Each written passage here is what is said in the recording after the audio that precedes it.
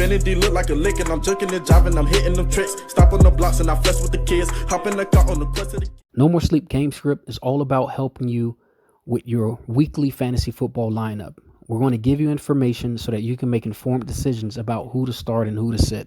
Rather than focusing on the players, we're going to focus on the game script itself, give you the information, and the numbers that we give you are specifically about the two teams in that matchup. Now, the team we're going to focus on today is Packers versus Bears in week 1. These teams are obviously familiar with one another. They had a rivalry since 1921, and they're in the same division, so obviously they played one another twice a year. Last year, we saw the Packers win one game, the Bears won one game, so it was an even match.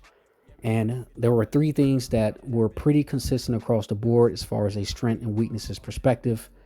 And again, listen to these numbers, specifically understanding the strengths and weaknesses. The numbers we give you are between the two teams, not the entire year. So we're going to focus on the Packers side first. Now, Packers last year saw an average of 39.5 pass attempts against the Bears. Okay, 39.5 pass attempts. That's extremely high. And with a quarterback like Aaron Rodgers, who saw 99% of that, who made up 99% of that, he's very consistent and he can get the ball in tight spaces. So those 39.5 pass attempts is going to amount to something. Now, who is it that the ball is going to be going to? Well, the receiving average will give you an idea of that. Last year, the Packers saw a receiving average of 10.15 yards per reception. So the receiving average is basically how many yards do you get per reception, okay? They saw an average of 10 versus the Bears last year.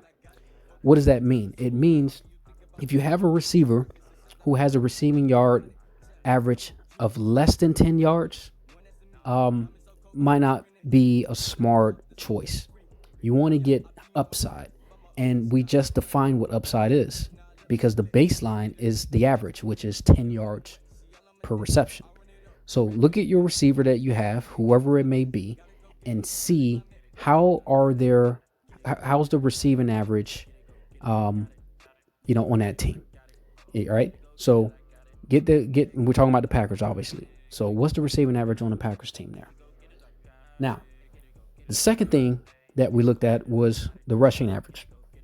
The rushing average was 6.1, which you would not expect against the Bears defense. Last year, the Bears defense was completely unrelentless, and they were barely on the field last year. And we'll talk about that in a second. So rushing average, if you have one of the Packers running backs who has a high rushing average, then that's a good thing because the Bears were weak against the Packers on that metric. So you might not get the yards, the total yards that you want, or you might not even get the touchdowns that you're looking for. But if you have a running back who is very good at breakaway run rate or has good rushing average consistently higher than, the league's average. So I would say if you see anything above 4.1, that's great. And it's a good indication that this running back is probably going to be successful against this team, against the Bears. So pay attention to rushing average. Now, a few other things to pay attention to from a game script perspective is obviously Matt LaFleur. LaFleur is the new head coach, so this is a different offense. This offense is coming from the Sean McVay tree, which means it's going to focus on 3 things. The first thing it's going to focus on is wide receiver target separation. Why does that matter to you? Well, if you have a receiver on a Packers team who's good at target separation, then this might be a good thing for that individual, especially going back to what we just talked about, if their receiving average is 10 or more. So if they got the separation and the receiving average is 10 or more, very good. Second thing that Matt LaFleur's offense will be focused on is the receiving average. I'm not going to go into detail about that. Said that way too many times where it's a tongue twister now. Third is red zone attempts. So Matt LaFleur, coming from Sean McVay tree, focused heavily on red zone attempts. We know that the majority of those attempts went to Todd Gurley, so it went to a running back. However, this is a different look offense.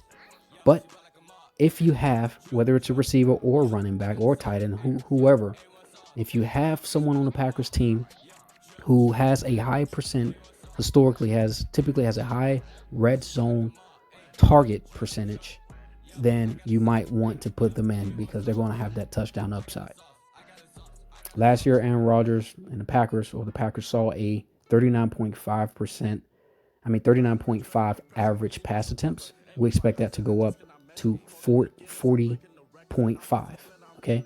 So 40.5 pass attempts is what we expect to see on average against the Bears next year. So keep that in mind as you're trying to determine target opportunities, snap share, and all of that kind of stuff. Lastly, Randall Cobb accounted for 12 receptions between the two games against the Bears. In the first game, he completely went off. He was the main target. Devontae Adams was basically not targeted. And in the last game, it was flipped. Randall Cobb only had 3 receptions, and Devontae Adams went off and had 8 receptions. He just was unstoppable. Randall Cobb is gone. Okay? So, as I said, receiver who's pretty good at receiving average and target separation is going to do pretty good. Randall Cobb is one of those, right? He was last year one of the best in those categories as far as receiving average goes. So keep in mind, Randall Cobb is gone, so that might make way for opportunity for other receivers or running backs. Now we're going to go over to the Bears side of the ball versus the Packers. The Bears saw 31.5 pass attempts on average against the Packers. That's okay. 31.5 with the quarterback who isn't as accurate as Aaron Rodgers. So, you're going to get probably 28, hopefully, or maybe 22 to between 25 of those get completed. So that's not a ton to go around, which means you want to look at other things to see who to start. Of those 31.5 pass attempt average, 13.2 accounted for the receiving average. So that means if you have a receiver, these are fairly big plays, okay? So if you have a receiver who has a remarkable receiving average, again, on a Bears team, you might want to start them. Or if they're big play receivers, all right? So even if they're not really good at getting a ton of receptions, if they're big play receivers, based on the numbers against the Packers last year, a 13.2 average against the Packers tells us that Trubisky is probably going to go 4 long plays again because that's what the success he saw last year. Now, the rushing average last year against the Packers was 3.9. The Bears could not really get off the ground against the Packers. Now, when you look at the total number, you'll say, oh, that was decent. It was a decent game, for Jordan Howard mostly because Tariq Cohen was not really involved. But we think we know why. Part of it is that the Bears, again, they had a good defense. So when you have a good defense, you want to control the clock. You want to control time of possession, which means you want to run a ball. You don't want to dump passes and risk the chance of that not being completed and you stopping the clock. So you're going to try to run a ball, especially if you can see some success. 3.9 rushing average is not the best in the world, but it's not horrifying either. I'll take it, right? 3.9 every single, on average, I'm getting 3.9 yards. That's great for time of possession. Now, the person who mostly carried that load was Jordan Howard, and he's gone. So you got to keep that in mind. Jordan Howard is actually very good on the ground. The only reason why he gets hate from fantasy football players is because he doesn't really catch the ball that much, but he actually had 5 receptions, I believe, in the first game against the Packers. So despite all the hate, Jordan Howard was pretty efficient against the Packers last year. He's gone now. They're going to miss him. Who's going to step up? Well, it's going to have to be someone who's really good at receiving from the backfield. Tariq Cohen has that. David Montgomery has that as well. Other running backs on that list, actually, as well. But the other thing that they're going to have to be good at is blocking. Jordan Howard had a pretty good block efficiency against the Packers, and that's going to be very important this year as well because the Packers defense actually got just a little bit better at the front level. So if someone is really good at block efficiency, they have a high receiving average, or they have a high catch rate, so 80% or more catch rate, they're probably going to be heavily targeted in this offense. All right. last thing on that topic is Tariq Cohen, again, for whatever reason, was not involved. And we think maybe it has to do with the block efficiency, or it was primarily because his rushing average was just not where they wanted to see it, or the teams are familiar with each other and they know when Tariq Cohen is in the game that it's probably going to be a pass. Not sure exactly what happened there, but Tariq Cohen does not get used against the Packers.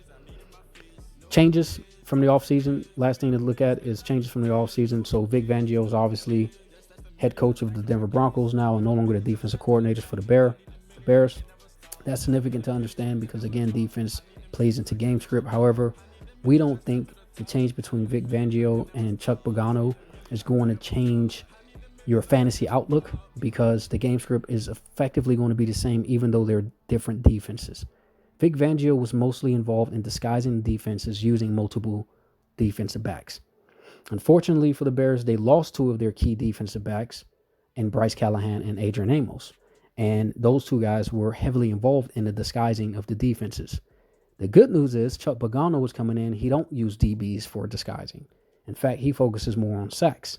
And those two guys did not amount for the majority of sacks last year. In fact, the people that are still on the Bears roster who were last year accounted for 94% of their sacks last year.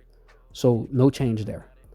So don't worry about game script from a defensive perspective. They're going to do just as good or maybe slightly better against the Packers this year. And we do expect them to see more sacks against the Packers this year. So the game script for the offense is the same. They're going to be able to control the clock, run a ball, throw the ball, whatever they want, play action. They can use the entire route tree and playbook against the Packers. So that's the information. It's a lot of information, but the moral of the story is this. Listen to those numbers. Look at the guys that you have. Look at their strengths. Look at their weaknesses and the areas that we told you.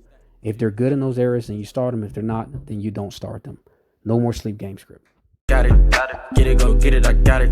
Get it, go get it, I got it.